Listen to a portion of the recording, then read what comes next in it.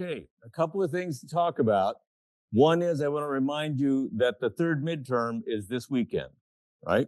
So it'll be available to you starting noon on Friday, and you have to complete it by before midnight on Sunday night.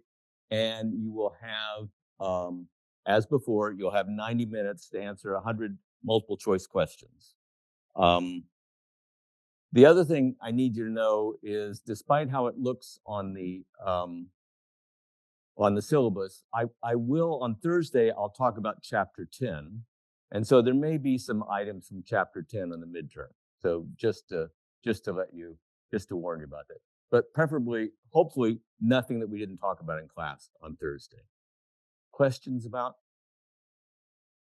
the test, midterm? Okay, so we have a volunteer who has a joke ready for us. Okay. Why did the snowman suddenly smile? Yeah, why did the snowman suddenly smile? He saw the snowblower coming. Okay, I don't think I'd heard that before, so that's okay. Yeah. And it's that time of the year, here we are, having had our first snow already. It doesn't seem too soon. Nobody asked me. So we've been talking about pregnancy, and we talked so far about how conception, in order for a successful pregnancy, that conception has to take place in the oviduct so the embryo can develop enough that it will be mature enough to implant in the endometrium of the cervix before the next menses washes it away. And once that happens, once the embryo lodges into the endometrium of the uterus, it now takes control of the mother's endocrine system in a couple of ways. Number one, that human chorionic gonadotropin that we detect in those pregnancy tests, the amniotic tissues of the embryo secretes hCG, not just so it can be detected in pregnancy tests, but rather serving a function. It's acting on the corpus luteum, remember that? The collapsed part of the ovarian follicle that formed after ovulation, turned literally yellow, and secretes progesterone to maintain the endometrial lining. The corpus luteum normally has a timing device in it. It will normally only produce progesterone for a limited amount of time, and if no pregnancy ensues, then it comes to an end, and that's the end of the ovulatory cycle, and now the endometrium will be shed, etc. So the embryo, hijacking the mother's system, uses hCG to stimulate the corpus luteum to maintain progesterone for just a little bit longer. And then eventually the corpus luteum still goes away. But in the meantime, the embryo now has enough maturity that it can start secreting estrogen from its adrenal glands and starts making progesterone from the placental tissues. And that's going to maintain the endometrial lining until the fetus decides it's going to come out at birth. So at this point on, the embryo is in charge. So it really is kind of like a alien invasion kind of scenario, right? Yeah. And questions about that? In humans, there's the question of how long pregnancy lasts. And in humans, we say that the gestational period is about 40 weeks. And that means about 274 days. And if you round that off to weeks, and I have no idea why we measure time in weeks, but that's the tradition. When you do that, it comes out to about 40 weeks. And first babies, that is first pregnancies, I've told you before, first pregnancies are more likely to be miscarried before coming to term. But also, if it doesn't miscarry, if the pregnancy is successful, they tend to be a little bit longer than subsequent pregnancies. And it's almost as though now the mother's body, has a better handle on how to do this. So number one, miscarriages are less likely, and her body will be ready to let the baby out a little bit sooner. So it's not a big difference, right? If you look at the average, it's only 5 days difference. And of course, this is just an average. You cannot predict um, for any individual case how long it will be. All of these terms I'm using, they all have to do with something known as gestational age. Oh, and I'm sorry, on your notes, this slide, I only found the mistakes today. And so there are mistakes on it. So you want to write down what's on the board now, not what's on the PDF. Okay. The terminology, the clinical terminology is to take something that's easy to measure and which the mother is likely to be able to report carefully and accurately. And that is, what was the last day of your previous period, right? What was the last time you had blood from your previous period? And so, in fact, when she had a previous period, she hadn't ovulated yet, right? It will be another 2 weeks after that before she ovulates. And so there's no chance of a pregnancy happening until that happens. But by convention, we keep track of that thing that the mother, should be able to report accurately, right? And a woman who's trying to get pregnant, she'll be carefully keeping track of her period on a calendar so that if she does get pregnant, she can report to the doctors, this was the last day of my last menses. Clear? So that's often known as gestational age. Sometimes it's known as menstrual age, and that is the clinical standard. When I teach neural development, we don't care when the last menses was. What we care about is, when did the egg get fertilized, right? When did embryonic and then fetal development take place? And that's typically about 14 days earlier, 14 days after the period. And so when you're talking about fetal age, it's about 2 weeks shorter than gestational age. How's that? And it's unfortunate. In the scientific literature, people tend to use fetal age because they're zeroing in on development. But in the clinical literature, they talk about gestational age. So here's a diagram to talk about that some more. So here we are at the beginning of pregnancy, and there have these little cartoons to give you some idea how big things are. So here's the second missed period, right? So a month after the previous period finished, here's the first missed period after the previous menses, and here's the second. So until 2 periods have been missed, the embryo is tiny, right? It is, by now we'll call it a fetus because we can recognize structures. It is a loose distinction between an embryo and a fetus, but we could call it a fetus at this point, but it's really tiny. And even here, 18 weeks of gestation, it's only at the halfway point. So even here, the fetus is a lot smaller than a baby. And indeed, if the fetus is born at this age, with our current technology, it's not viable. It will not survive. Another tradition in the clinical literature is to divide these 40 weeks into 3 trimesters. And that's because, there are certain things that are, as we're going to see, that happen in the different trimesters. And it's an easy way of keeping track of the pregnancy and how it's going.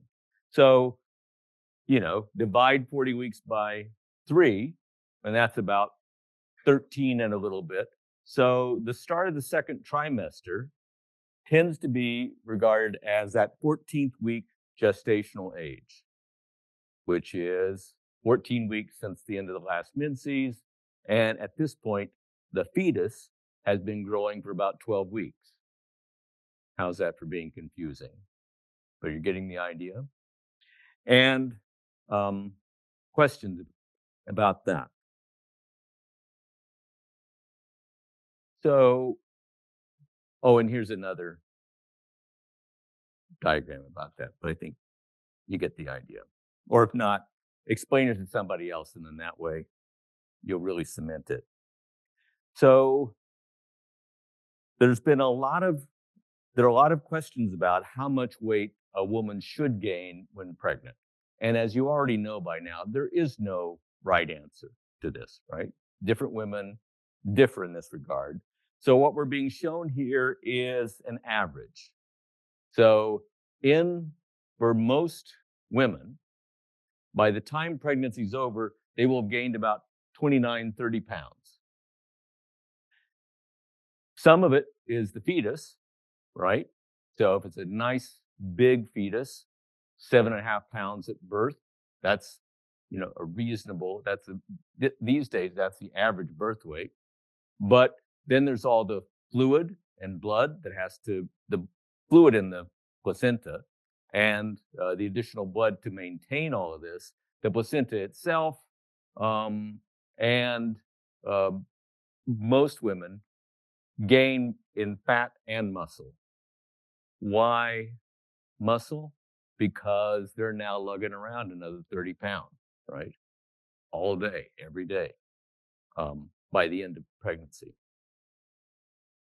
And here's another chart from the book, which is suggesting, based on BMI, how much weight gain at term. And it's not clear to me, at least, that these guidelines are empirically based. You may know the BMI guidelines, so body mass index, where you take someone's height and their weight and you calculate a BMI, a body mass index. You've all been told that there's a certain BMI that is the ideal and what you should be aiming for. And there's a BMI that's less than that. And then there's a BMI range that's said to be overweight. And finally, there's a BMI range that's said to be obese. Well, the people who told you which is the ideal BMI, they just made it up. It's totally not empirically based. If you want to know, if you want to know which group is likely to still be alive 10 years from now, on average, it's the people in the overweight BMI. Questions about that? I mean, it turns out people in the overweight category, I happen to be one, people in the overweight category are indeed more likely to have cardiovascular problems than people in the so-called ideal category, but they're less likely to have things like cancer. And when you put all the data together empirically, they're going to live longer than people in the ideal range. People that are below that range and people in the obese category, their lives are noticeably shorter than the other two, right? So there are health risks with those things. Having said all that, I just want you to see that it's these ideas from 2009, before people realized that the BMI wasn't empirically based. They're just ideas that are out there. I put it out there, but if I were pregnant, I wouldn't worry too much about whether I was fitting in this chart or not. But I've never been pregnant. And you do have to wonder if so much of these sorts of guidelines are just part of the continuing cultural idea that women aren't supposed to be heavy, right?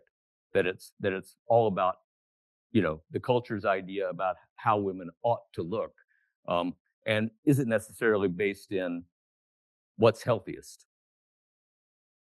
So another question that people sometimes have is whether it's safe to have sex during pregnancy.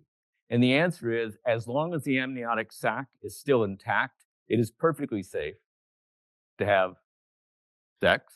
There's no risk to the fetus, no risk of infection, nothing like that. Everything changes if, towards the end of pregnancy, sometimes what will happen for some women is at the end of pregnancy, the placenta will spring a leak and there's fluid leaking out, but labor, we're going to talk about what that is in a moment, hasn't started yet. And at that point, you put nothing in the vagina because now the placental barrier between the outside world and the fetus has now been broken. And most doctors aren't going to let a woman have a leaky um, placenta very long before they do something to try to get pregnancy come to an end, to get the baby out of there.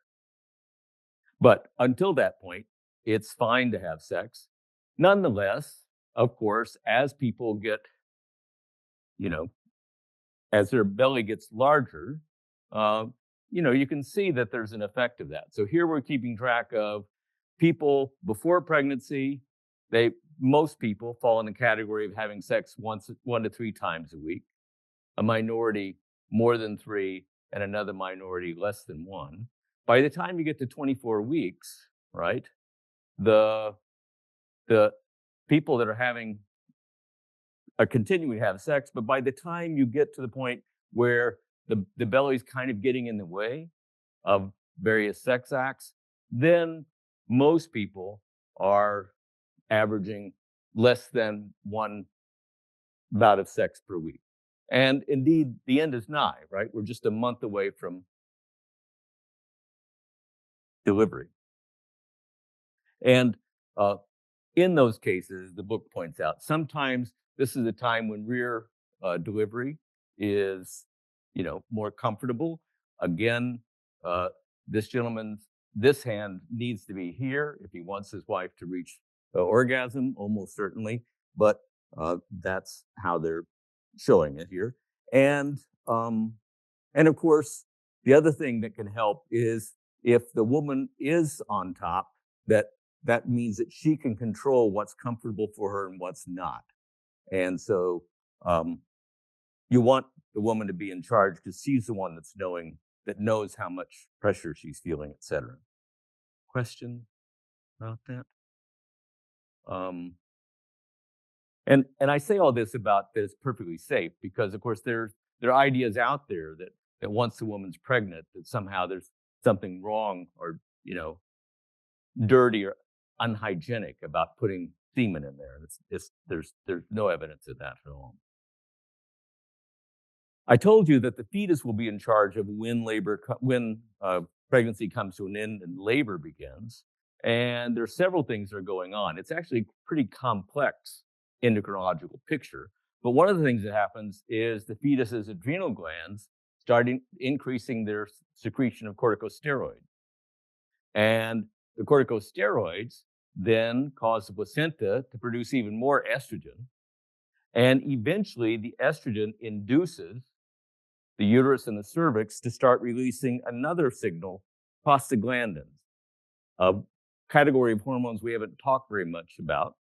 That, and because this is the only time it comes up, we'll talk about it again when we talk about inducing labor. And the role of prostaglandins is to soften the cervix. So the cervix has, up until this point, had only a very tiny opening, just big enough for sperm to swim through. And it is part of the uterus, which means it's muscle, and it's a very strong muscle, and it is clamped closed, right?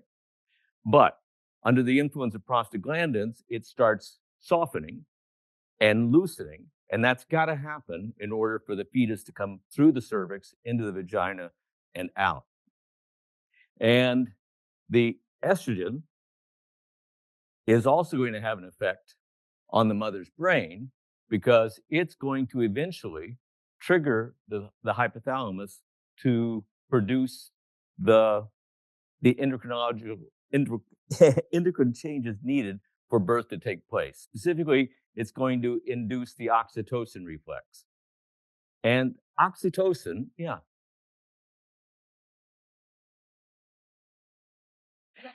If the prostaglandins fail, yeah, it can happen.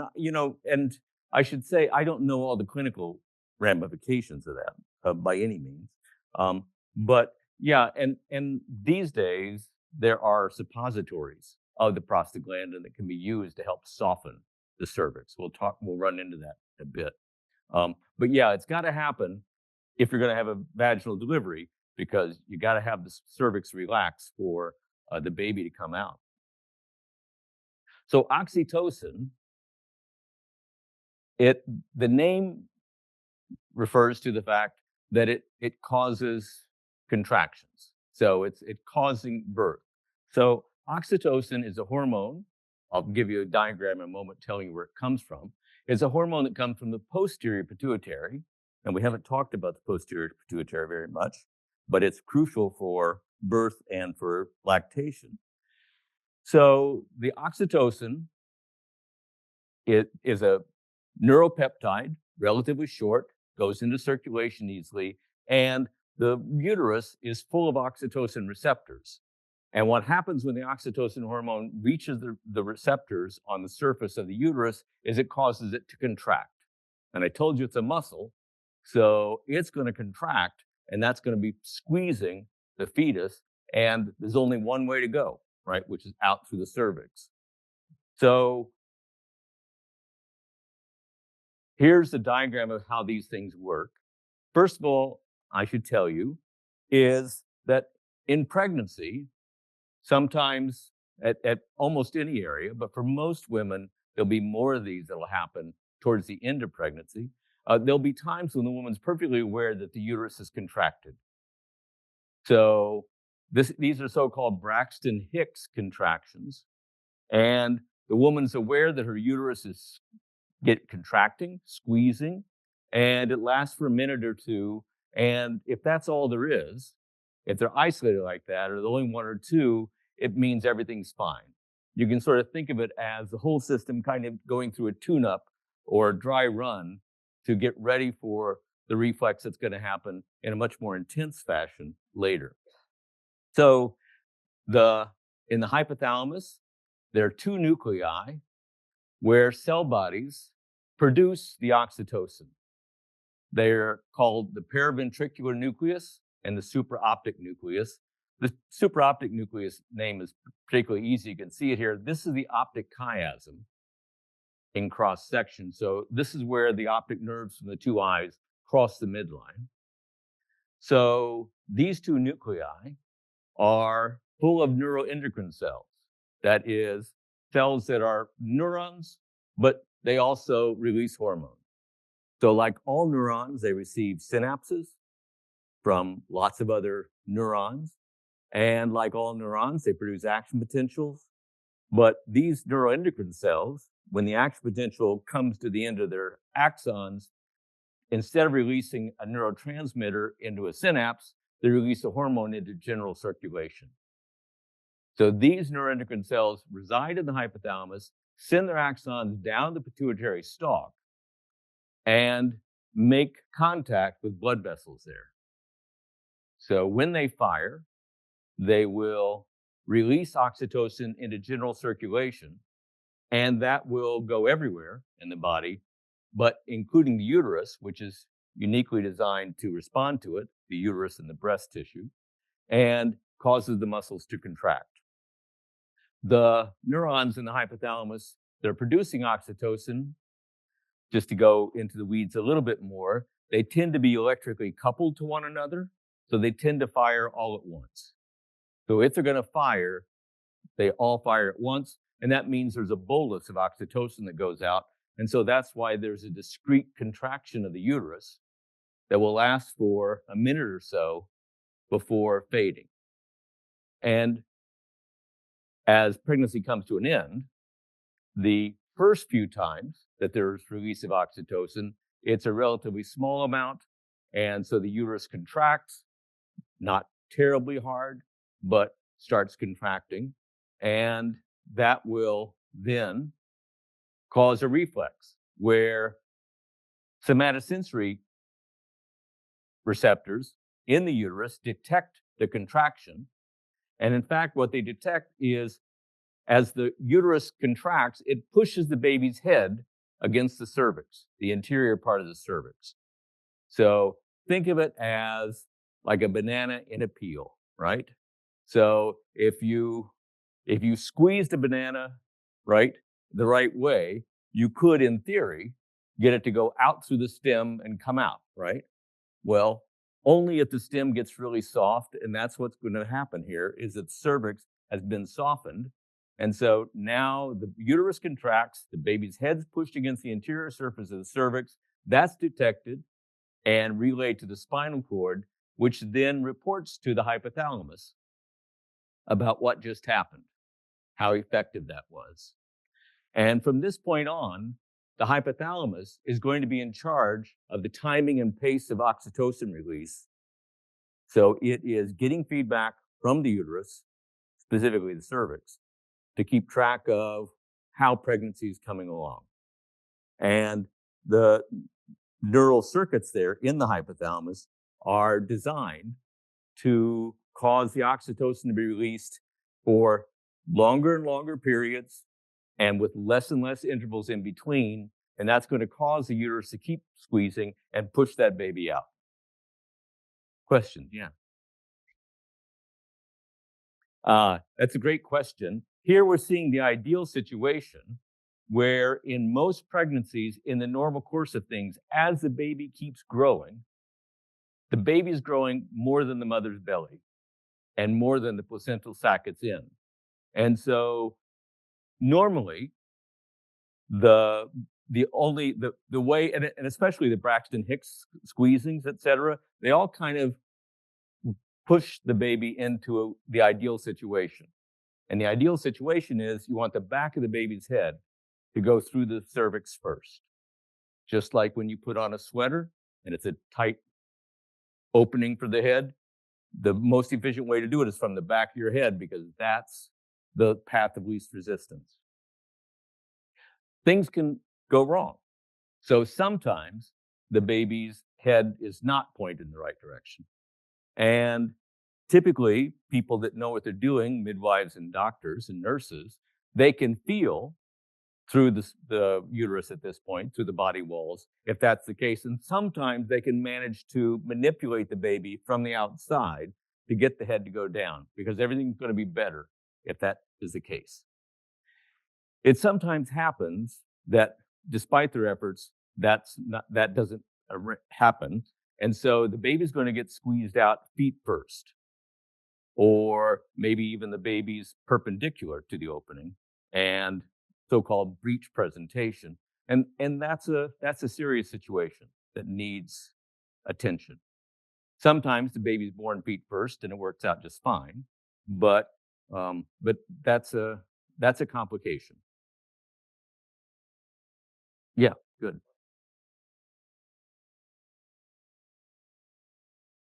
No, it doesn't seem to be a matter that they're smaller. It's just that for whatever reason, as pregnancy, I mean, you could imagine ideally as the baby grows, I mean, the head's getting heavier and bigger.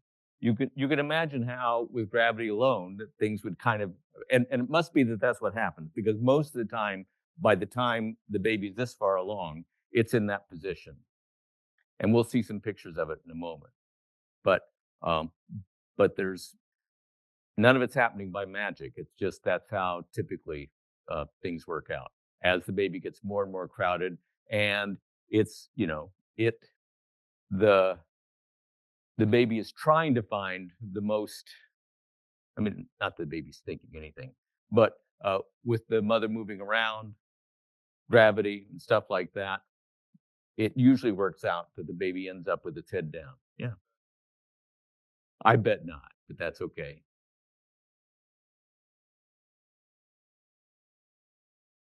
I don't know the evidence of that. I mean, I think with bed rest, I think that's more of a concern, Zoe. So you've always been a little forward, haven't you? Yeah. Yeah, okay.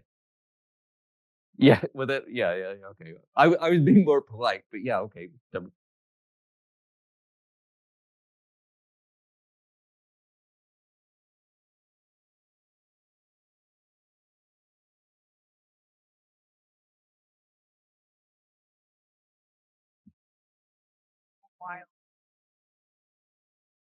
And so were you a C-section delivery?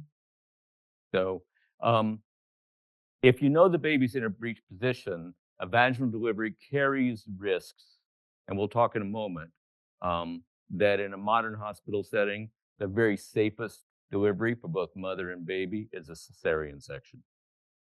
So you can, we'll talk about it in a moment, but as a physician, if you decide not to do a cesarean section and things go badly, then you can be criticized and sued for not having done a cesarean delivery. If you do a cesarean delivery and it wasn't really necessary, odds are nothing bad will happen to you because it's such a risk-free method these days. Okay. Great questions. Good. Was another question? Oh, yeah. Thank you.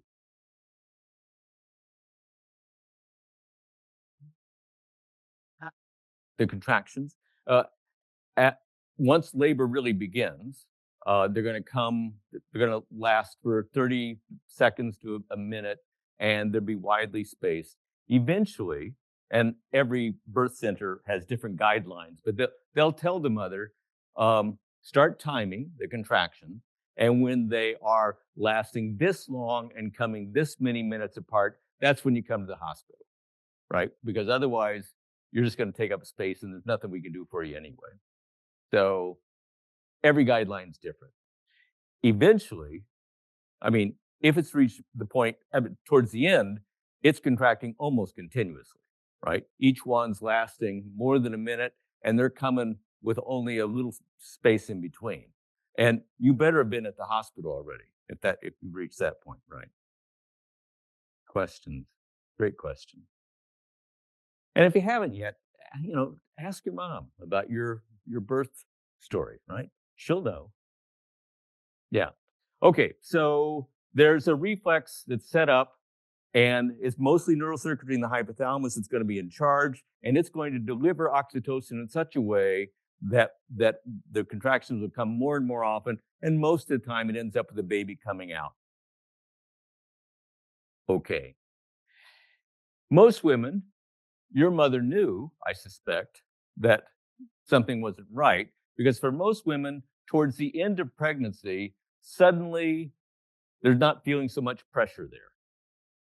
And so this is sometimes known as lightening because it doesn't feel like there's as much pressure there as it was before. And that's because the baby's head has gotten into this ideal position that takes up the least amount of space in her belly, which is head down.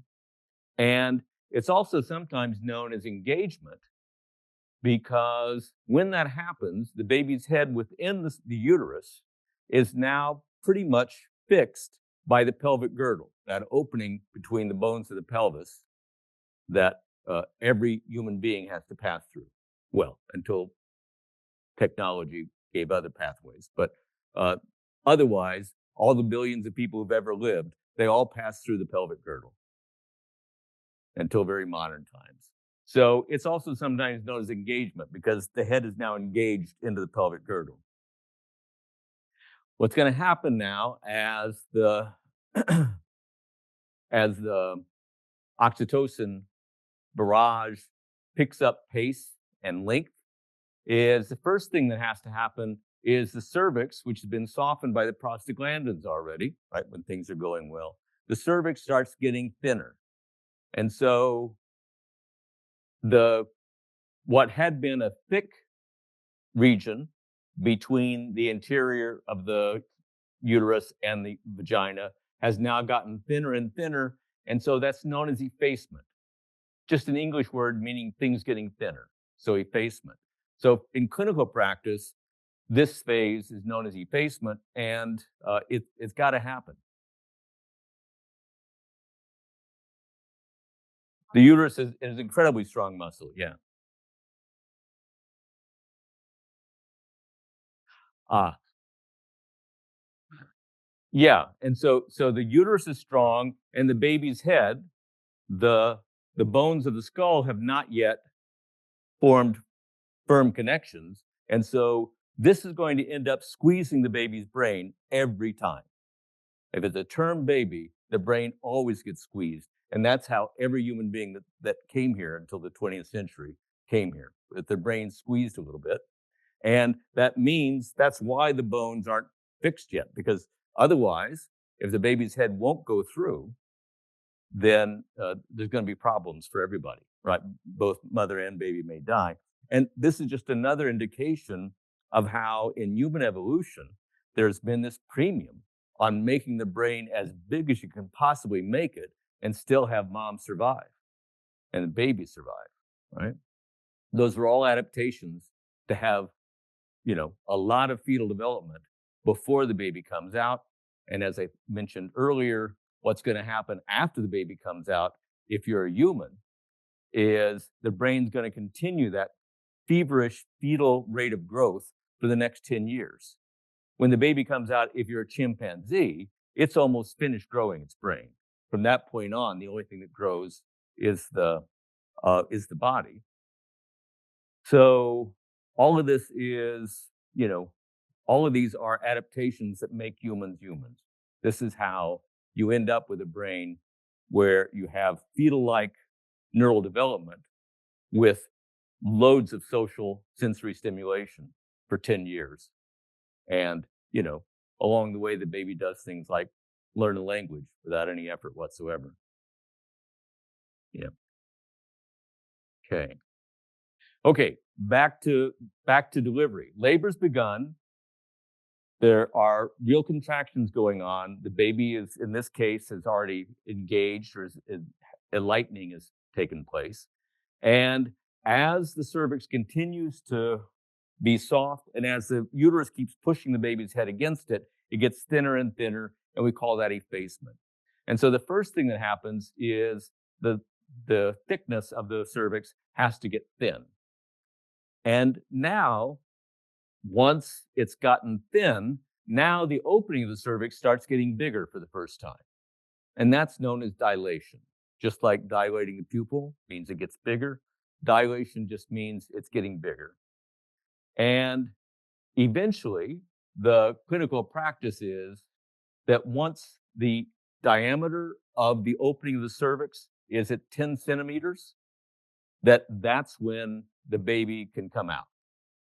These are all, of course, clinical guidelines, but that's the nature of it. So when the mother arrives at the hospital, having followed whatever instructions that particular birthing center had about how far apart the contraction should be, how long they should last, and stuff like that, the first thing that happens is, after they find her hospital bed, is a nurse will put on a glove and put her finger in the vagina and try to see whether the cervix is dilated at all.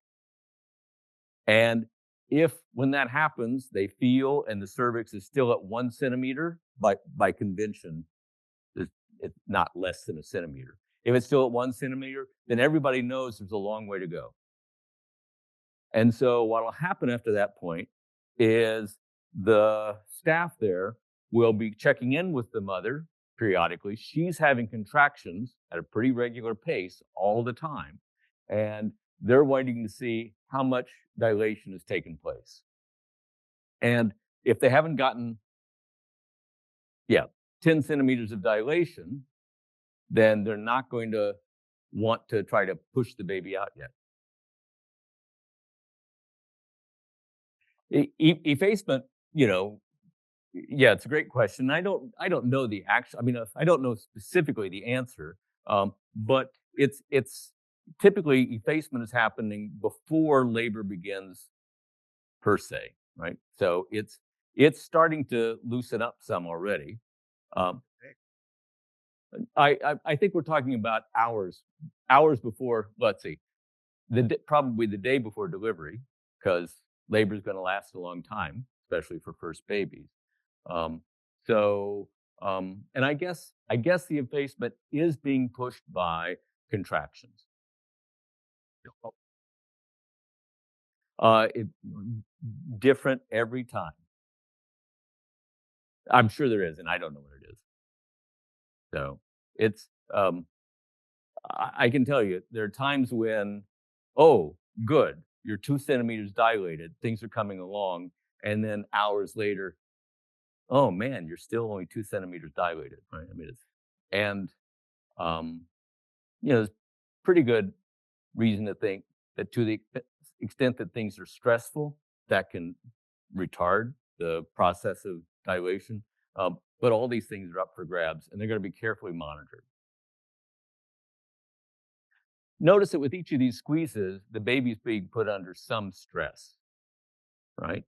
It's not that great to be pushed hard, and we'll talk about how you monitor that in a moment. So eventually, once the cervix is dilated to 10 centimeters, when things are going in the usual way, the crown of the baby's head is now through the cervix and is pushing through the back into the back of the vagina. And at that point, the baby's head can be seen. And so that's known as crowning. And so now the baby's head's going to come through the vagina. The vagina is, as you know, very stretchy and flexible. And there have been hormones that have been making it more stretchy and flexible as this gets closer. And the baby's head will come through. And once the baby's head is through the vagina, then everything's very easy because all the other parts of the body of the baby's body are much smaller than the diameter of the crown of the head. So it sometimes happens that a baby will come through and it doesn't quite fit. And so one portion of the vagina may tear as the baby comes out. And these days, when there is such a tear, there's surgeons right there. It gets sewn up right away. And there's not much reason to think that there's anything detrimental about that. That in other cases, the staff may decide to make an incision at the caudal end of the vagina to prevent the tearing, knowing that now the baby's head will come out more easily. And like I said, they can sew up the incision and everything will be fine. So that's known as an episiotomy. And sometimes the episiotomy is given right at the midline, and sometimes it's made to the side. The accepted wisdom about whether one should or should not do an episiotomy has gone back and forth over the years. It's absolutely true that the option of episiotomy is another one of those things like circumcision that probably became more popular in the United States as more and more women went to hospitals for delivery, where there was a surgeon there and where they might follow that. Before those days, it would sometimes happen, before that sort of thing was available, that a woman, especially if it was a particularly large baby, that there might be a tear, and then if there was no one to repair it, then there was something that is known as a fistula, where there's an opening between the vagina and the anus, and that's the complication that's not good, right? It's not good to have the contents of the colon and the vagina there that can lead to lots of infections and things like that. So that's to be avoided. Although in the history of humans, there were millions of women who had that happen at childbirth, and then they just had to live with it. Among other things, it meant that sex probably wasn't as satisfying for either party because the opening of the vagina was never quite as small as it had been. And I should say, anyone that has a vaginal delivery, the opening of the vagina is not going to be as small as it was before, right? Not going to be as tight. And we mentioned this before, among some OBGYNs, there's the idea that whether there was an episiotomy or not, that afterwards they might purposely put some stitches in the vagina to try to make it try to make it smaller for the sake of the couple having sex. And is the husband stitch or the hubby stitch, something like that? The idea, and some doctors do it, some don't. A good doctor, of course, is going to consult with the client ahead of time to see if that's something they want. Questions about that? I'm not really, totally current, but my impression is that the convention of having episiotomies often has declined over the years. That now it's seen as, bless you, now it's seen as more natural if there's going to be a tear to let the tear happen. And previously it was, well, if there's a tear, it might be harder to repair than if it's an incision. And I think that sort of thinking has kind of given way to, well, if there's a tear, it's going to be along natural tissue lines, and therefore it might be easier and a better recovery to repair afterwards. Yeah, it says so right there. Less than 10% of the time these days, but that didn't used to be the case. Question about that? Yeah, good.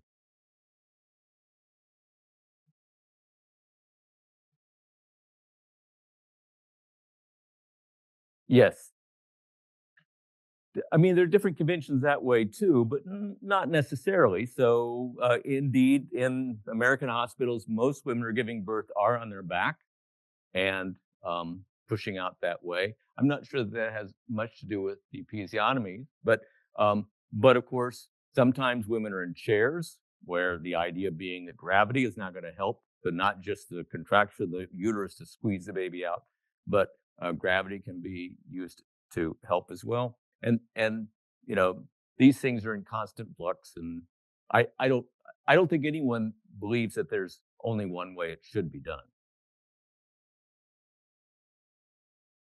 But, every time it's displayed in media, that they're always on their back in a bed. That's yeah. Um, Here's an interesting MRI of a baby after engagement. So this is the spinal column, right here. So note that the baby's facing the mother's back, facing the spinal column, and the crown of the head is pushed against the cervix, ready to get through the cervix and the vagina with as small an opening diameter as possible. Questions about that? And you can see this brain is getting squeezed, right? Not a problem, right? Clearly that's been going on a long time.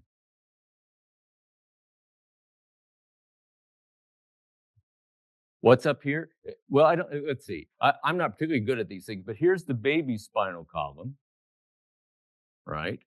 And there's the belly, and the feet are up here, the hands are here, and it's a pretty tight fit. Here's the ischium at the midline in the front. So here's that part of the pelvic girdle, and since we're seeing a cross section, that's the only part that we're seeing. But there is a circle of bone there, and the baby's got to get through it for a vaginal delivery.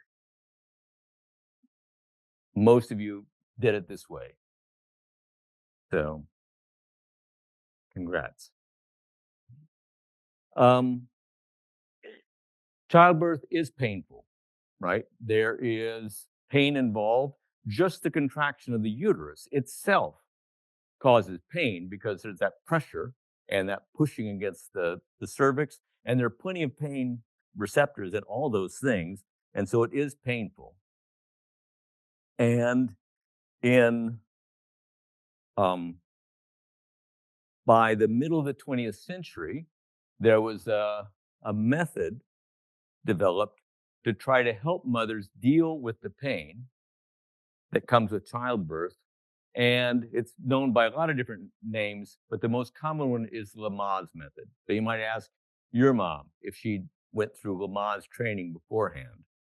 And to to before, I mean, I would say in the big perspective, Lamaze training is, you can think of it as a form of hypnosis.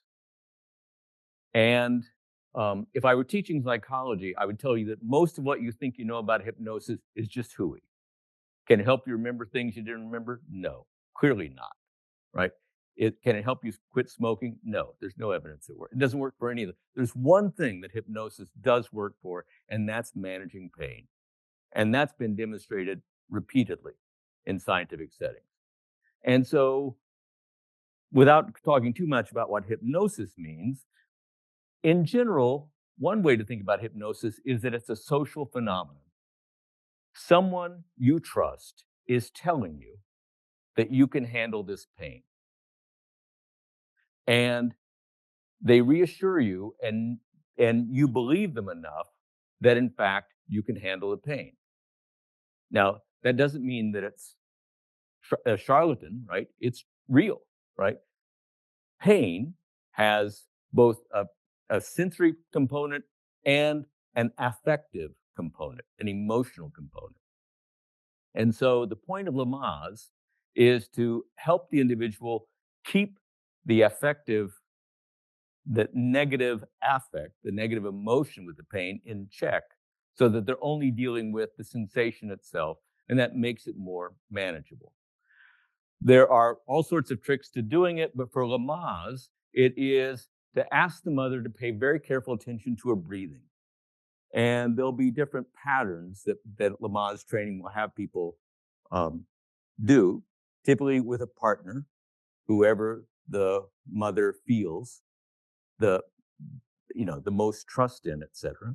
Might be the father, might be the mother, might be a sister, anyway, or a stranger, and so they will come up with particular patterns of breathing where the idea is for the mother to be paying attention to her breathing and therefore not paying attention to the pain.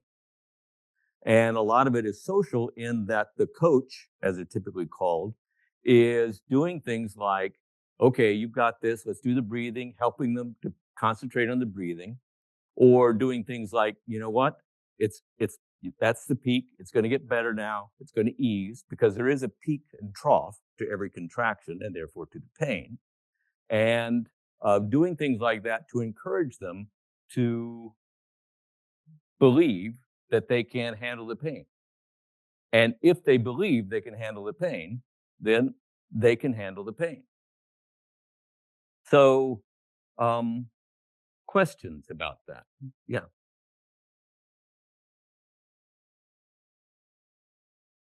No, I don't think so. No. I mean, I don't know if anyone talks about it as a form of hypnosis. I mean, different coaches, different teachers have different methods of it, but um, or I mean, you could think of it, you probably wouldn't say this is a placebo effect because it's not.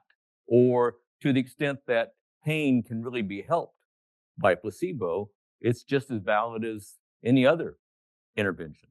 And so, I've never taught Lamaze personally. I've, been in 4 sets of classes, um, but so I don't know what the thinking is, but for my money at least, explaining how it really works, especially for a mother that is thinking about these things, um, can be helpful.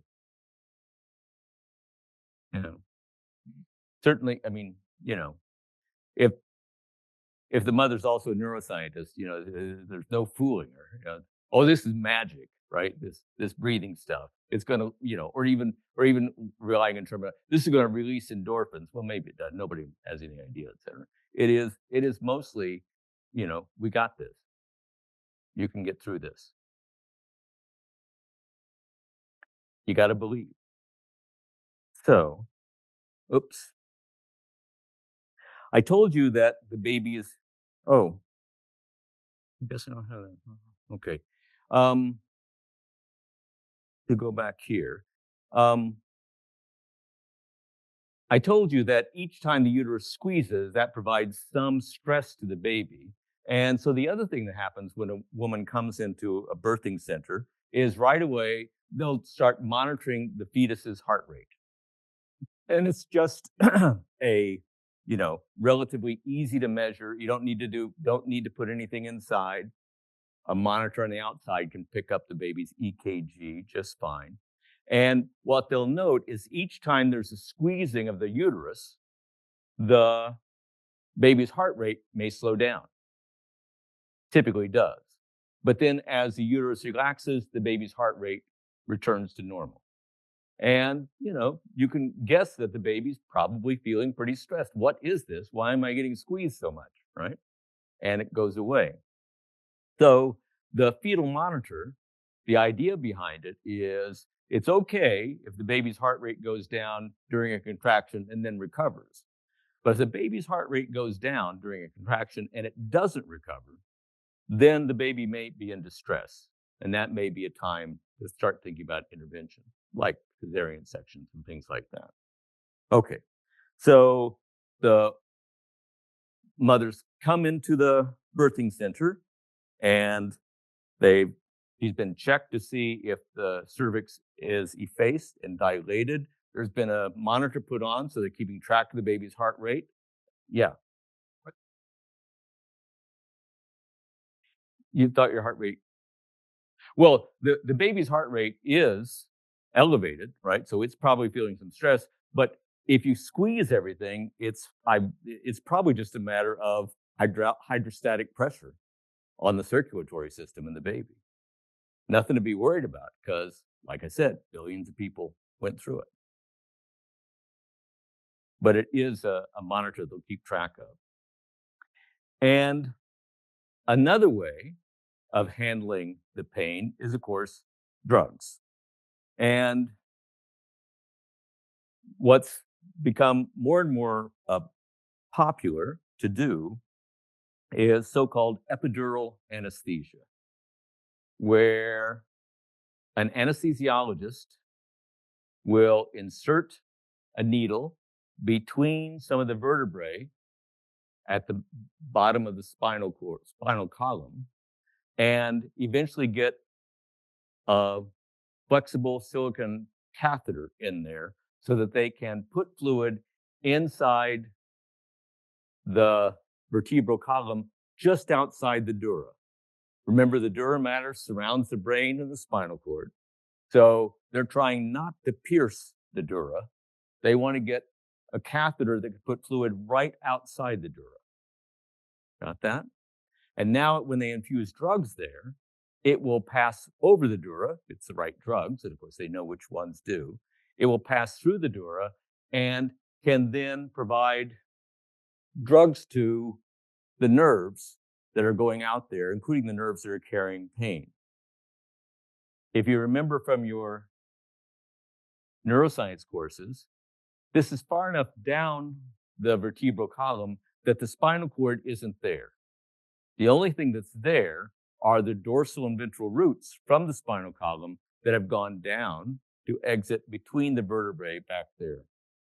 So when you were born, your spinal column went all the way down to the bottom of your vertebral column. There was no difference. But as your body grows faster than your central nervous system, eventually the vertebral column gets larger, and then the bottom of your spinal cord is progressively higher and higher, so that it ends about, in the upper cervical region. Pardon me, in the upper lumbar region.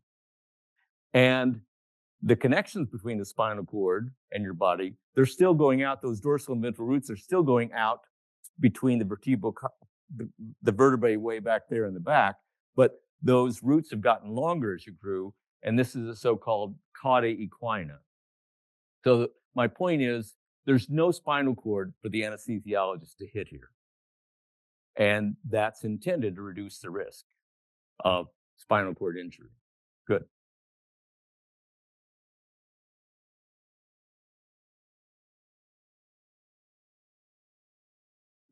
Yeah. So a couple of things.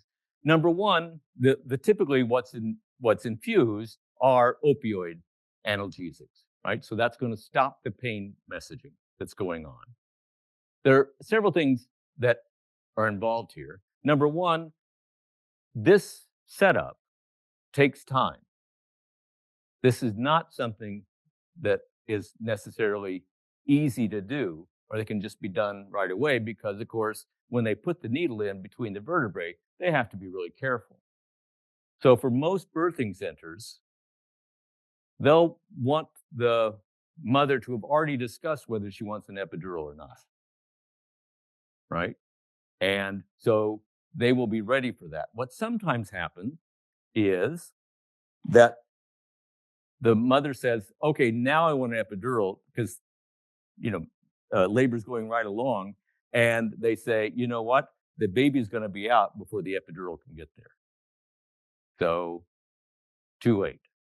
So I know of at least one mother who had long conversations with her OBGYN about how she wanted an epidural, to the extent that, neuroscientist that she is, to the extent that when I dropped her off at the emergency room, the guard told me where to park the car, and I said, "That's fine, but she wants an epidural." Right? So we were prepped for that. So there's several things about the epidural. Number one, it's still an analgesic, and in the old days, if you gave the mother analgesic, you gave it to her intravenously, and it went everywhere in the body. Not very efficient. The idea of an epidural is you're providing the analgesics, drugs, in very small doses, so that general circulation, there's not very much of the analgesic around there. This is to prevent the analgesic from getting the baby, because who knows what it does for the baby. So the idea is to have a very local treatment. And so it will only be the bottom half of the mother's body that receives the analgesia. This is, good, because it means she doesn't have to be put on a respirator. She's still awake, she's still conscious, but now the pain sensation from the bottom half of the body has been muted.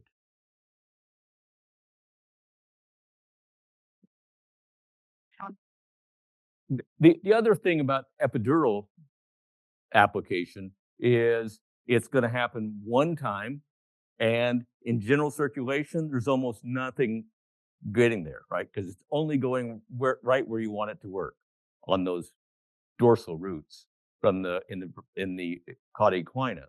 And so, no, there's no concern about withdrawal for the baby or for the mother, et cetera.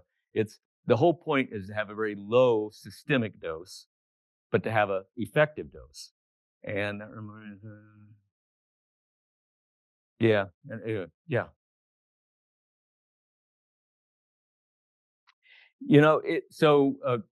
To what extent is the woman paralyzed below that? And it varies, right? Sometimes, but the idea is these are not general anesthetics. They're trying to have targeted drugs that are acting on pain fibers and not all fibers. So when things are working well, she still has control of her body, still has control of her legs, but the sensory input has been muted. Good question, Paul. Other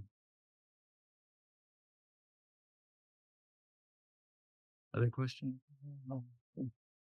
There's something else about epidural they wanted to. It's gone. Maybe later. Eventually, then, the baby's head is crowning, and once the baby's head is through, as I said, then it's just a matter of turning the baby so that the shoulders are coming out with the long axis of the vagina, and the baby, after the head's out, then the baby tends to come out with one more push, and there it is. Um, So all this stuff I've been explaining to you is typically divided into three stages. There's labor itself, and I guess I didn't say this. The reason it's called labor is it's work, right? It's taking up a lot of calories, and the mother is very tired when it's done because she's been burning up a lot of calories and she's been using a lot of muscle force in the uterus. So labor tends to be the longest stage. And then there's delivery itself once the baby comes out. And then after the baby comes out and the umbilical cord has been tied in two places and cut in between so the baby can come free of the placenta, then you have to wait for the placenta itself to come out. And that's sometimes known as the afterbirth. And again, as long as the uterus is contracting, it should push it out.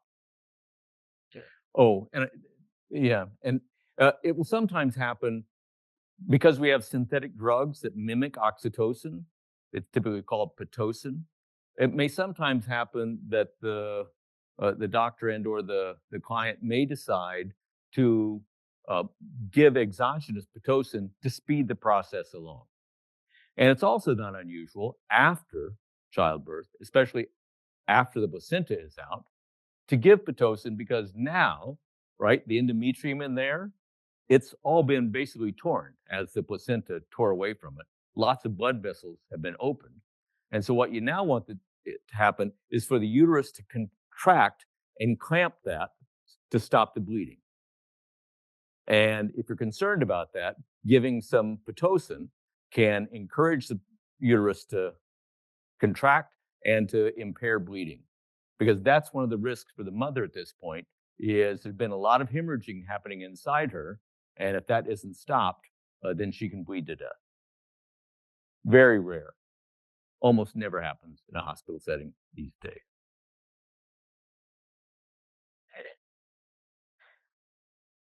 Cesarean sections, um, supposedly Julius Caesar was delivered this way, where he was cut out of his mother's womb, and that's clearly not the case, right? Because he writes about his mother. When it was done in these days, the mother could not survive. So I'm not saying that it never happened before, but it certainly didn't happen to Julius Caesar because he wrote about his mother, and she lived long after he was born. But for whatever reason, it's given that name. And there is tremendous pressure for cesarean sections these days. In olden days, it was a desperate measure, and you only did it if you didn't mind that the mother died. You had to make a decision whether to have the mother die or the baby die or both. And so people might do something this desperate. And remember, this is an age when there's no such thing as anesthesia, right? So, um, but these days, it's perfectly safe, not painful, etc. And so C-sections are easy and safe. And there are several things that might cause a C-section happen. Number one, they might feel that the woman's too tired to push the baby out the rest of the way, and or the monitor may suggest that the baby's in distress and they want to get around that. Those are the things that are most prominent. And so when that happens, it's pretty easy in a hospital setting to then deliver by cesarean section. It is incredibly safe. Of course, now that we know how to handle infections and things like that, and it's painless. The mother typically is anesthetized when that's happening. And there are no complications of a cesarean section anymore. It's just not done. And so that means that doctors are under constant pressure to give a cesarean section for an odd sort of reason. And I think that pressure has eased some in recent years as people become more aware of this.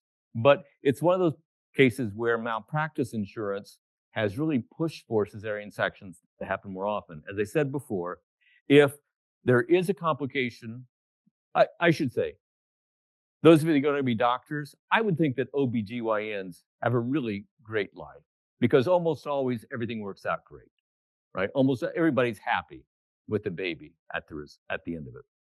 But of course, complications can happen and accidents can happen and things can go wrong. And so for an OBGYN, if the delivery is going on too long, or if the monitor is suggesting the baby's heart rate, that it's under stress, and delivery goes through vaginally, and then something afterwards isn't great. The baby's not healthy, the baby doesn't live, the mother, has complications, the mother bleeds a lot, maybe even dies, etc. When that happens from a vaginal delivery, it's always easy to tell the doctor, if you'd done a cesarean section, that bad outcome would not have happened. And nobody can prove that that isn't true. There's no control group. You don't get to do it twice. You do it, once, and if things come out badly, then you're on the hook for not having made the right decision. And so, so that's there, and therefore there have been more and more cesarean sections. That here you can see that in 2009, it was a third of the babies being delivered in the U.S. were cesarean sections.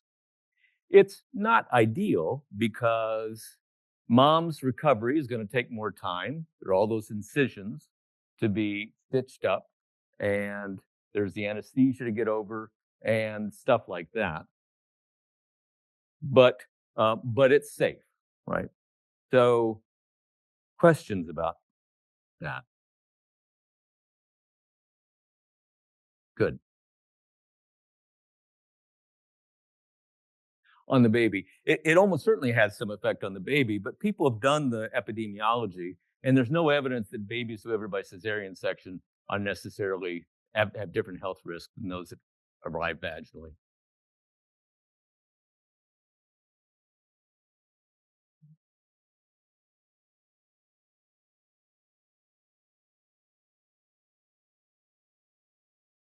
Critical period for what? For the mother and baby to bond to each other. So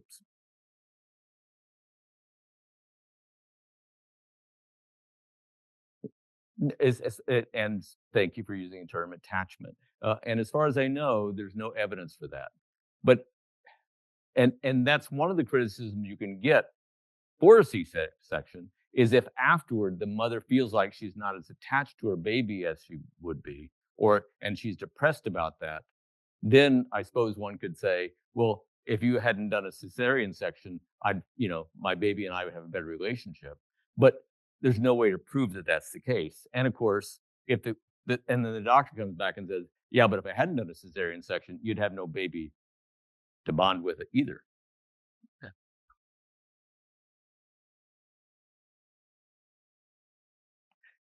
I mean, these days, I'm sure it can happen with epidural anesthesia, et cetera. And I don't know how often that is the case. I think typically they are unconscious. There you are.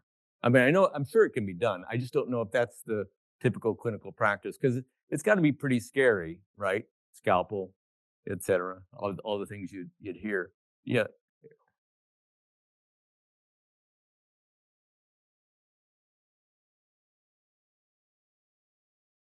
yeah. So, so you're saying you think that most women with a C-section are awake these days? Yeah, but not in pain.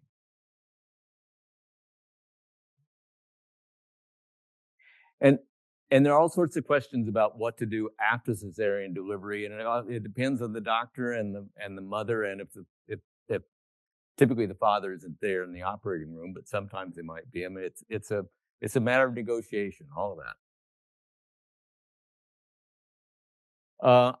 Especially if the mother's awake, I don't see any reason why she wouldn't be able to see the baby right away. But okay, um, until until the 20th century, the greatest risk to mothers at childbirth was an infection afterwards that would be that would get out of hand and would kill her, in the days or weeks after delivery. Yeah.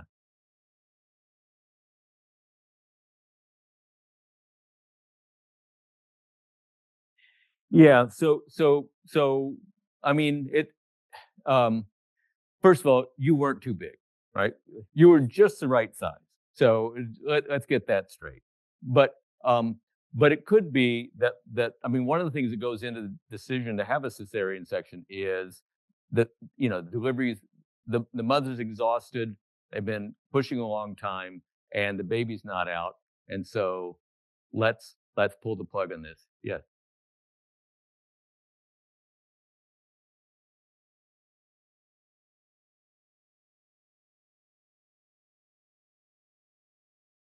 Yeah. So I mean, yeah, it's absolutely true. Cesarean sections, if you have good insurance, are much more likely to happen because the birthing center can be fairly sure it's going to get paid for.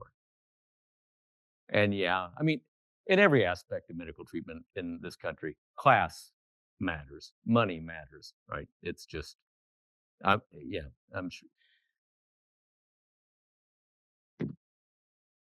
Okay. Right. So, okay. Yeah. So in the old days, the biggest risk to mom was an infection afterwards. And there's an important story in science that uh, that everyone should know. And it involves this man, a Hungarian physician. He was working in Vienna back in the 19th century at a time when Vienna, along with Paris, was like the center of the civilized world. So he happened to be from Hungary, but he was working in Vienna, and he was combating something that was known in those days as puerperal fever, which we now know is a streptococcal bacteria infection. And in the hospital where he was working, something like a third, no, something like a fifth of the women who delivered babies there would later die of this purple fever. And Semmelweis noticed something, which was that the medical students, who were almost always the ones who delivered babies, because it's pretty low level, you don't need a lot of expertise to do that. He noticed that if they were dissecting corpses, they would go from dissecting corpses for anatomy class to go deliver a baby. And he wondered if maybe there was some contagion from the corpses that was causing these mothers to die. So he came up with a protocol for the students to do something radical that no one had ever thought of before, which was to wash their hands between dissecting corpses and delivering babies. And when they did that, the death rate of the mothers went from 18% to 3%.